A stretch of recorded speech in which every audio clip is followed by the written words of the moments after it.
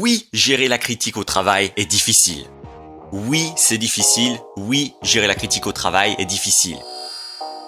D'ailleurs, pendant mes années passées en tant qu'employé, j'encaissais très mal la critique parce que je la percevais comme une attaque, un choc frontal, et ça allait jusqu'à me rendre malade des jours, voire des semaines entières. Je n'arrivais pas à digérer l'information, je la résistais, je pestais contre mon employeur, mes collègues, ma vie, etc. Aujourd'hui, avec un peu de recul, je me rends compte qu'il y a des centaines de moyens de gérer intelligemment la critique au travail.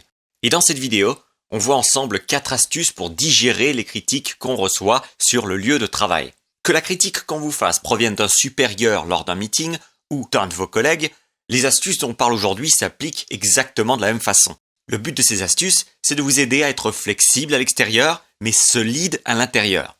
Et juste avant de commencer, sachez que ce qui nous intéresse aujourd'hui, c'est la critique constructive au travail, c'est-à-dire les remarques qu'on vous fait au travail qui peuvent améliorer votre travail. Ça veut dire que si vous êtes victime de critiques non constructives à votre égard au travail, vous savez déjà que le sujet est abordé en profondeur dans la formation Riposte méthodique contre la critique au travail. Cette formation aborde le sujet des attaques injustes envers votre personne plus en profondeur que n'importe quel contenu de cette chaîne et a été créée tout spécifiquement pour les employés qui désirent obtenir le respect de leurs collègues et supérieurs. Profitez maintenant de l'offre de lancement, il y a un lien dans la description, plus qu'une poignée d'heures avant fermeture.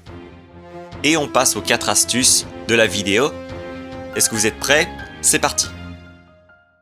Numéro 1. Contrôlez votre réaction de départ. Et comment est-ce qu'on fait ça ?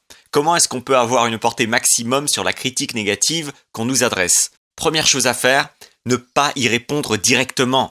Faites de la place à l'intérieur de vous pour vous concentrer sur votre respiration, sur votre corps. Et remarquez que faire de la place et imploser, c'est 2 choses complètement différentes.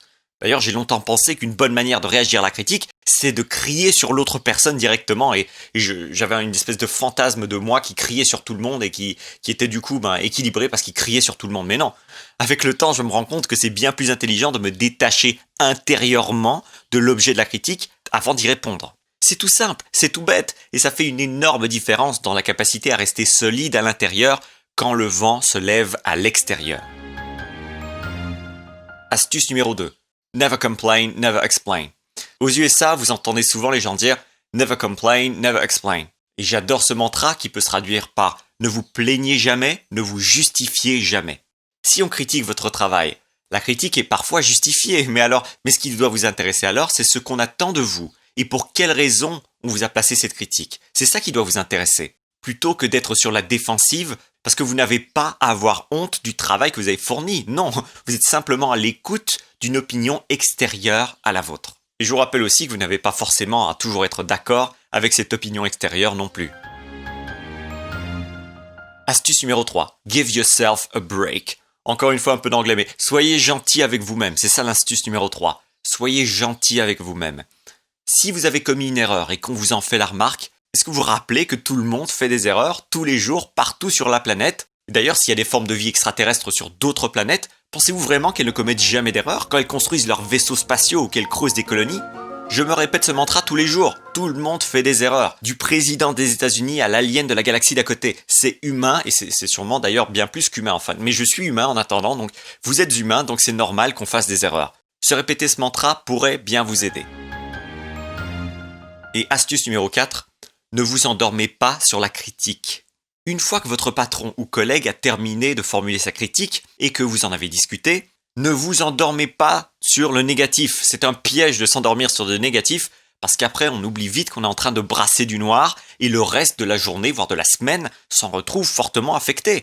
Non, à la place, tournez la page en vous concentrant sur les actions précises à faire qu'on attend de vous pour corriger le travail. Passez à l'action plutôt que de laisser le passé enrouler ses tentacules glacés autour de vos chevilles là, et vous diminuerez grandement l'impact négatif de la critique que vous venez de recevoir. Et voilà ce qui clôture déjà cette vidéo, et je dis à tout de suite à ceux qui décident de rejoindre la formation Riposte méthodique contre la critique au travail, et ensuite on se voit bientôt pour d'autres contenus. En attendant, prenez bien soin de votre cerveau. C'était Thierry Markovitch.